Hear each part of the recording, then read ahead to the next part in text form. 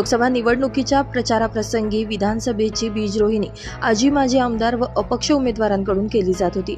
मात्र त्या लोकसभेचं वारं माजी आमदार अनिल कदम यांच्या पथ्यावर पडलं असून त्यांना अधिकृत उमेदवारी कालच्या मातोश्रीवर उद्धव ठाकरे यांच्या भेटीनं सिद्ध झाली आहे। यामुळे गेल्या 4 महिन्यांपासून तालुक्यातील गावं पिंजून काढणारे कदम पुन्हा विधानसभेच्या उजळणीला लागलेत। विधानसभा निवडणुका येत्या 2 महिन्यांवर येऊन ठेपल्यात। येत्या सप्टेंबर महिन्यात आचारसंहिता देखील घोषित होणार असल्याचे संकेत निवडणूक आयोगाकडून देण्यात आलेत। यामुळे तालुक्यात प्रचाराचं वातावरण निर्माण झालंय। वाढदिवस, लग्न, दशक्रिय विधी अशा नाना सुखदुःखाच्या कार्यक्रमात संभाव्य उमेदवार आता दिसू लागतायत। निफाड तालुक्यातील 2 कदम आणि 1 बनकर या तिहेरी बलाढ्य नेत्या व्यतिरिक्त दुसरा लढाऊ उमेदवार रिंगणात उतरणार का, ही उत्सुकता तालुक्यातील नागरिकांमध्ये आहे। कारण निफाड तालुक्याची ओळख निवडणुकीच्या अगोदर कोणता उमेदवार पाडायचा याचा तालुक्यातील जनतेमध्ये अभ्यास सुरू असतो। यापूर्वी निफाड तालुक्याचे विद्यमान आमदार दिलीप काका बनकर हे महाविकास आघाडीचे शरद पवार यांच्यासोबत होते। मात्र तालुक्याच्या विकासासाठी त्यांनी अजित पवार यांच्यासोबत महायुतीत सामील होण्याला पसंती दिली आणि भरगच्च निधी त्यांनी तालुक्यासाठी मंजूर केला। लोकसभा निवडणुकीत दिंडोरी लोकसभा मतदारसंघामधून महाविकास आघाडीचे उमेदवार भास्कर भगरे यांना उमेदवारी मिळाली। ते सुद्धा त्या ठिकाणाहून निवडून आले। मात्र खासदार भगरे यांना निवडून आणण्यासाठी निफाडचे माजी आमदार अनिल कदम यांचा मोलाचा वाटा आहे।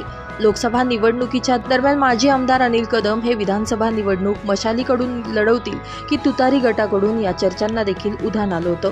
लोकसभा निवडणूक झाल्यानंतर लगेचच भाजपचे यतीन रावसाहेब कदम यांनी देखील निफाड तालुक्यामध्ये जोरदार प्रचार सुरू केलाय। असं असतानाच माजी आमदार स्वर्गवासी मालोजीराव मोगल यांची पुण्यतिथी जयंतीचं औचित्य साधून शरद पवार गटाकडून भव्य शेतकरी मेळावा संपन्न झाला। परंतु या मेळाव्यामध्ये शरद पवार साहेबांनी भाषणामध्ये आवर्जून उल्लेख केला की मालोजीराव मोगल यांचं अपूर्ण राहिलेलं कार्य पूर्ण करण्यासाठी त्यांचे चिरंजीव राजेंद्र मोगल यांच्या पाठीशी उभं राहणं ही आपली सर्वांची जबाबदारी आहे। असं सांगितल्यानंतर निफाड तालुक्यामध्ये राजकीय वातावरण ढवळून निघालं।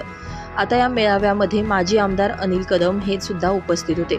शरद पवार गटाकडून निफाडच्या विधानसभेसाठी दावा ते करतायत हे माजी आमदार अनिल कदम यांच्या लक्षात आल्यानंतर त्यांनी लागलीच मातोश्री गाठून पक्षश्रेष्ठी उद्धव ठाकरे यांची भेट घेतली आणि निफाड विधानसभेची जागा महाविकास आघाडीकडून शिवसेनेकडे असणार अशी सकारात्मक चर्चा झाली असल्याचं त्यांनी सांगितलं। परंतु सर्वच पक्ष निफाडच्या विधानसभेसाठी दावा करत असून इच्छुक उमेदवारांची पण रांगच लागली आहे। मात्र येणारा काळच ठरवेल की कुणाला कोणत्या पक्षाकडून उमेदवारी मिळेल, की सर्वच पक्ष या निफाड तालुक्यात उमेदवारी करतील आणि एकला चलो अशी भूमिका घेतील याची उत्सुकता तालुक्यातील जनतेला लागली आहे।